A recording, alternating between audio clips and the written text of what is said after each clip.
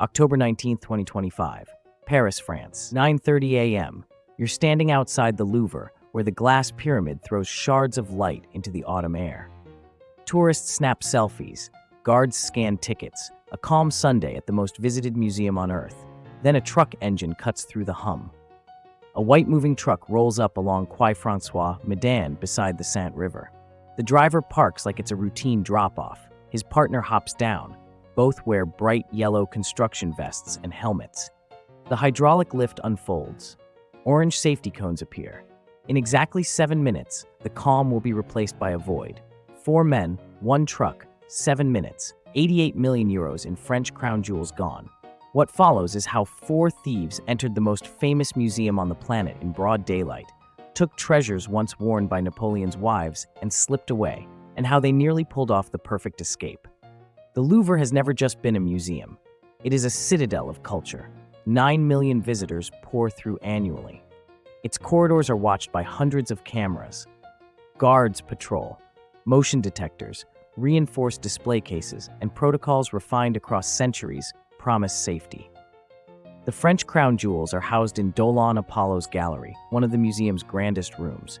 The walls gleam with gold, and the display cases, each costing hundreds of thousands of euros, are built to be impenetrable.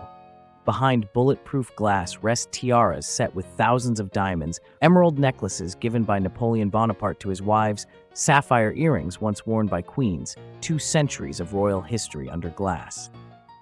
The system meant to protect these treasures was considered state-of-the-art, or so people said.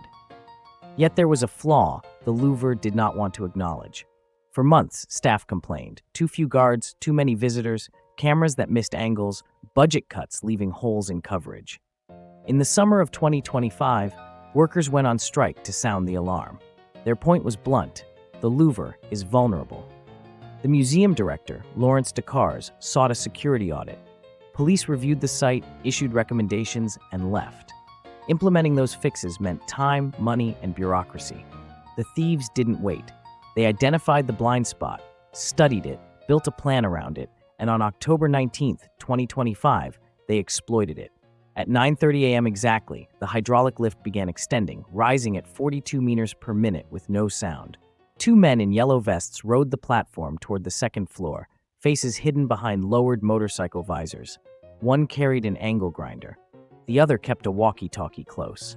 On the street below, 2 partners sat on motorcycles, Yamaha T-Max scooters, 506cc engines, quick enough to outrun anything through Paris traffic. The platform reached a balcony outside the Galerie d'Apollon. The angle grinder screamed to life. The noise pierced the museum's quiet. Security guards heard it and moved, but momentum was against them. The window gave way. Glass burst inward. 2 figures climbed into one of France's most protected rooms. Alarms sounded. The intruders stayed calm. This was not improvisation. It was choreography.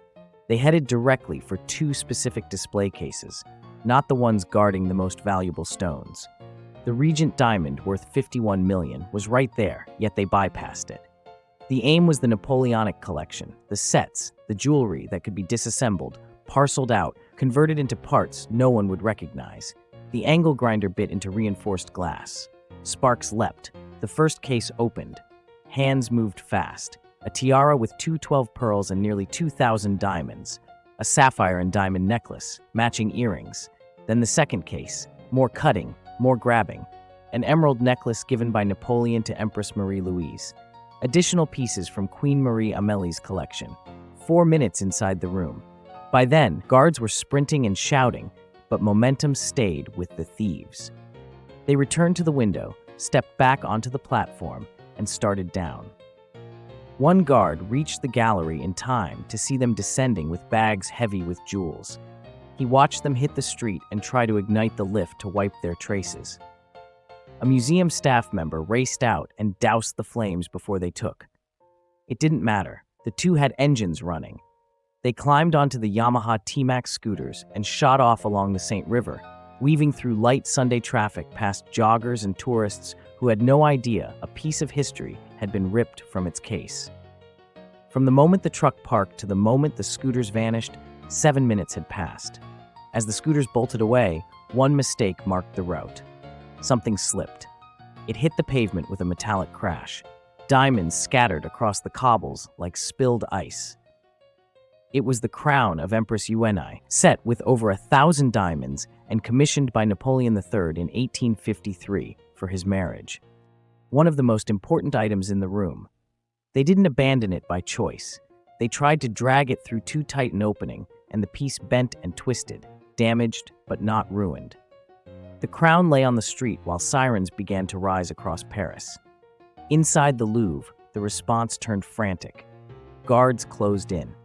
The museum director arrived within minutes. Culture Minister Rashida Dati was already en route.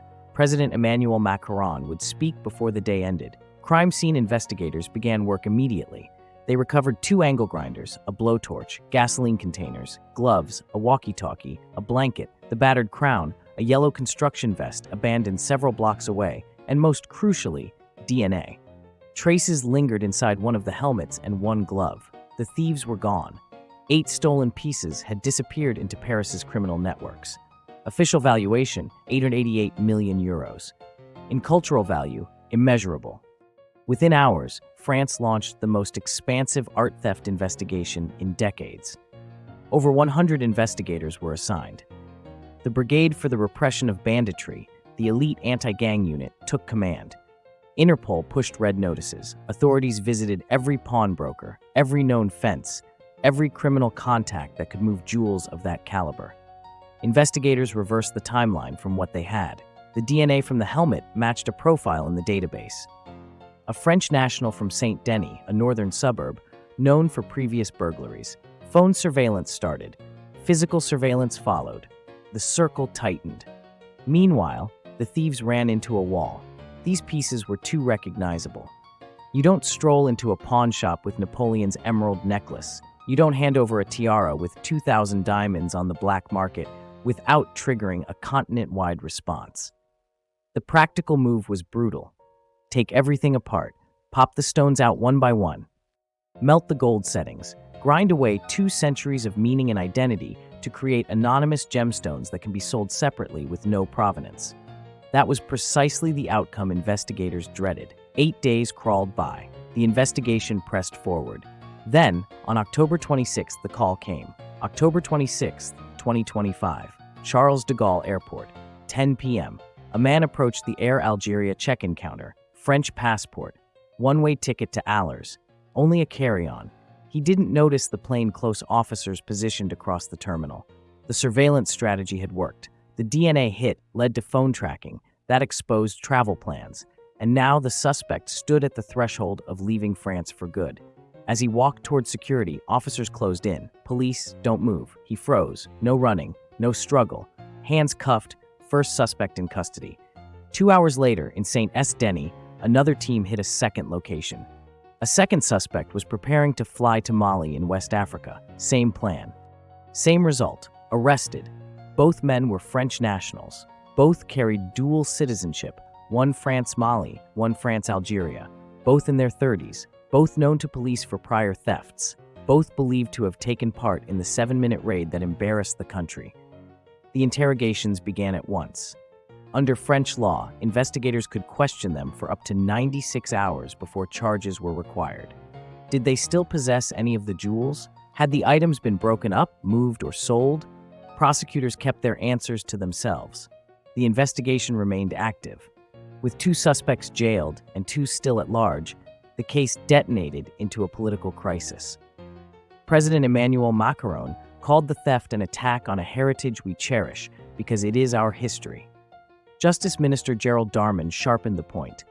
People were able to park a furniture hoist in the middle of Paris, get people up it in several minutes to grab priceless jewels and give France a terrible source.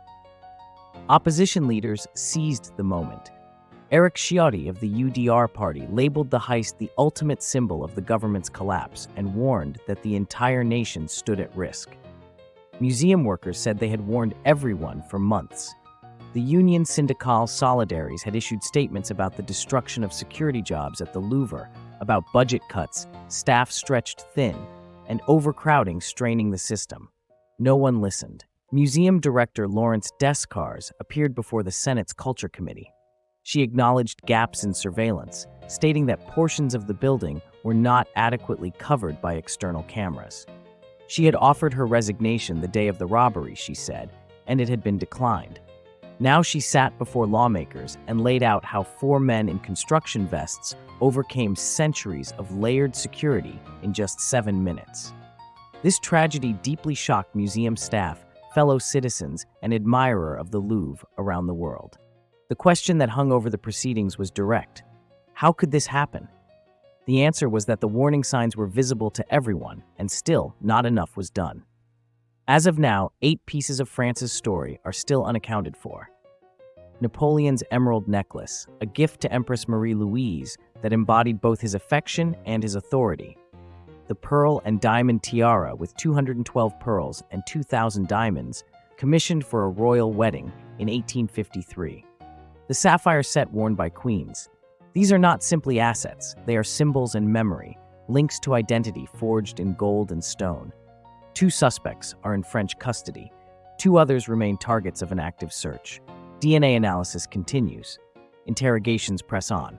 But the whereabouts of the jewels remain a void. They may be dismantled, their gems scattered, their gold gone to the crucible. They may be hidden in a warehouse, waiting for attention to fade. They may have slipped out of the country in the early chaos. No one can say with certainty. What is clear is that 4 men demonstrated how even the most recognizable museum in the world can be exposed. That elaborate security measures crumble when confronted by meticulous planning and bold execution. That 7 minutes is enough time to carve a gouge in history. The aftermath will be measured not only in arrests and recovered items, but in lessons institutions choose to learn or ignore. The Louvre's reputation as a fortress didn't vanish overnight, but the illusion of total safety did. Staff who had raised alarms for months watched their predictions play out. Lawmakers demanded accountability, and administrators admitted to gaps. The Brigade for the Repression of Banditry continued to chase leads with Interpol's backing, tracing call records, mapping movements, talking to informants, combing through any hint of a sale or contact that might move stones.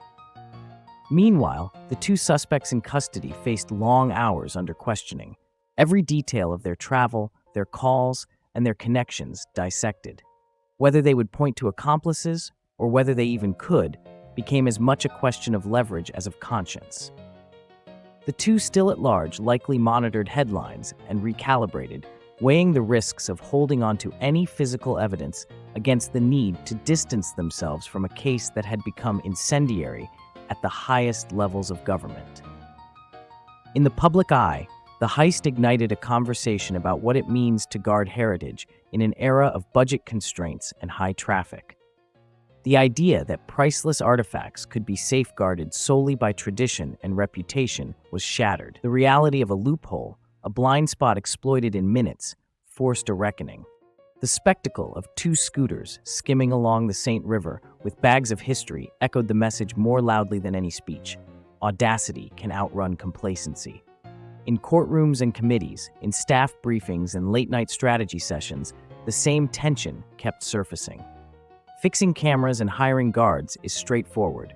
Rebuilding trust, inside and outside the institution, is slower. For the people who love the Louvre, who visit not for spectacle but for connection, what matters most is that these 8 pieces come home and that a moment like that Sunday morning never repeats. The source that lingers is a strange one. A fallen crown gleaming on stone, recovered and bent but still recognizable, a testament to survival. It reminds everyone that the thieves didn't get everything, that luck and haste tripped them even as their plan worked. It also underscores the fear at the heart of the case, that somewhere, stones once set for empresses might already be circulating unmarked, their stories severed. Until there are answers, until arrests turn into trials and trials into outcomes, that uncertainty will remain. The narrative of October 19, 2025 is not just about the audacity of 4 men and the vulnerability of a grand museum. It is also about the value a nation places on its memory, and how quickly that memory can be threatened when cracks are left unsealed.